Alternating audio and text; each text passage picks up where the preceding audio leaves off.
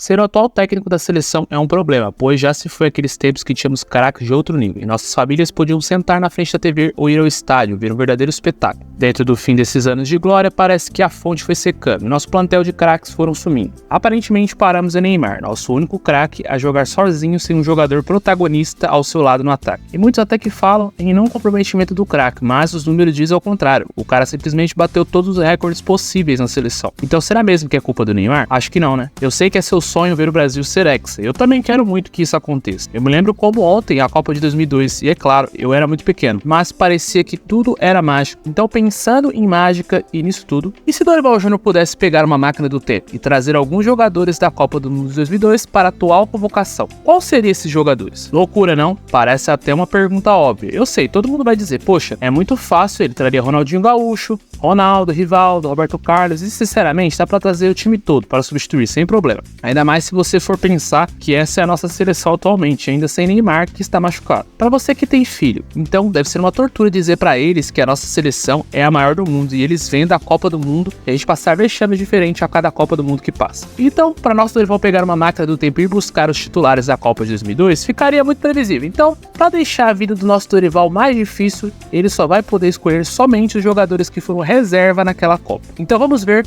como vai ficar essa seleção. Para começar, Dorival colocou 3 goleiros, Ederson, Pedro e Rafael. E naquela Copa, nossas reservas eram Dida e Rogério Ceni. Olha, sinceramente, qualquer um dos dois que a gente escolher entra no lugar de Ederson facilmente. Estávamos em outro patamar de goleiros. Bom, por ter treinado São Paulo recentemente, acredito que Dorival escolheria Rogério Ceni. E também, claro, por suas qualidades, tanto com as mãos quanto com os pés. Rogério, quando era goleiro, ele sofreu uma espécie de preconceito por tratar muito bem a bola com os pés. Era rotulado por alguns como um arqueiro comum debaixo das traves, o que sempre foi uma grande injustiça com ele, né? E por querer aparecer demais. Hoje exalta os goleiros líberos, cobram que todos sejam como Neuer e que sejam como Rogério Ceni em seus tempos como atleta, passando por cima de companheiros e até superiores. Apesar do rótulo de liderança e também de arrogância, Rogério era um grande goleiro e que poderia facilmente ser titular de Dorival, como poderia ter sido em 2002, mas é claro, sem nunca tirar o mérito de São Marcos. Na lateral direita, nossa reserva era Belletti, e Dorival com certeza chamaria ele para o lugar de Danilo. Não tem nem comparação dos dois atletas, né? Para quem não lembra, Belletti foi revelado em 1994 no Cruzeiro e ganhou o prêmio da Bola de Prata da revista Placar como o melhor meia do Campeonato Brasileiro de 1999, atuando pelo Atlético Mineiro, jogando de forma improvisada na posição. Belletti vestiu a camisa de 7 equipes, com destaque para a passagem pelo Barcelona, e conquistou 26 títulos. É o único jogador do mundo que tem em suas conquistas o título da Copa do Mundo da FIFA, Liga dos Campeões, Campeonato Espanhol, Campeonato Inglês e o Campeonato Brasileiro. Também é um dos raros jogadores que foi convocado para a seleção do seu país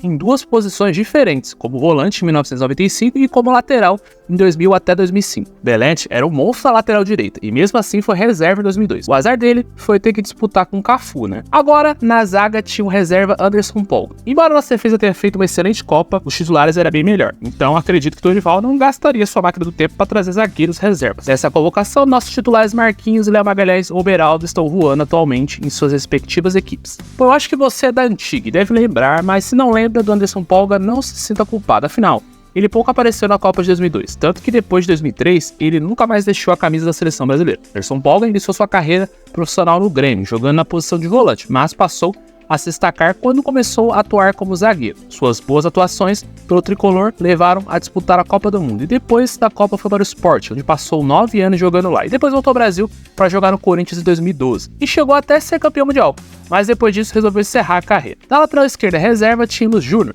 Olha que loucura, e certeza que Dorival traria Júnior para substituir Ayrton Lucas, né? Afinal, Ayrton Lucas ainda é um menino e tem muito a render. Já Júnior era tão lindo naquela época que todo mundo achava que ele se chamava Júnior, mas na verdade seu nome verdadeiro é Genilson. O lateral foi revelado pelo Vitória e conquistou vários títulos por Palmeiras e São Paulo, inclusive, coincidência ou não, quando ele foi pro Palmeiras, Júnior foi para substituir Roberto Carlos na época, que havia saído do Verdão em 1996. E no ano da Copa ele acabou sendo reserva do próprio Roberto Carlos. Mas como Dorival Júnior só poderia escolher o reserva na sua máquina do tempo, então ele traria Júnior com certeza. Agora, mantendo um esquema 4-4-2, Dorival precisaria dar uma olhada nos volantes reservas daquela época. E sinceramente, Casemiro dificilmente bancaria para Vampeta. Mas se for jogar com os 2 volantes de mais chegada na marcação, valeria a pena ver Casemiro e Vampeta jogando juntos, né? Acho que seria uma boa aposta de Dorival Júnior. Vampeta dispensa comentários sobre sua carreira. E queria saber que quem concorda aqui que se Vampeta tivesse na última Copa contra a Croácia não teria dado aquele contra-ataque faltando 4 minutos pro final. Com certeza ele irá causar de alguma forma.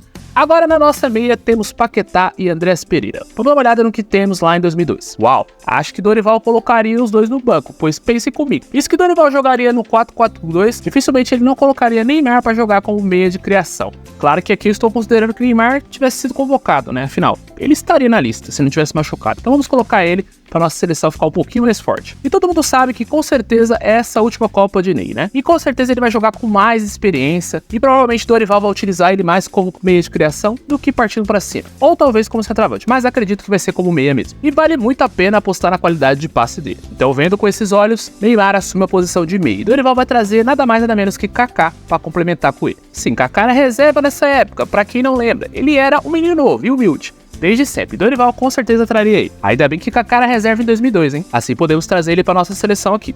Um meia como Neymar e Kaká seria muita apelação. Imagina a velocidade dos contra-ataques da seleção. Só de imaginar já penso no Hexa, né? Agora Rodrigo e Vinícius Júnior, que me desculpe, mas sim, o Dorival botaria vocês no banco, facilmente. Afinal, em uma de suas viagens à máquina do tempo, o treinador da seleção brasileira com certeza traria os atacantes reserva, Luizão e Edilson Capetinha. Eu sei, muitos podem questionar que dá pra deixar o Vini, mas isso é uma discussão que eu vou deixar pra vocês aí nos comentários.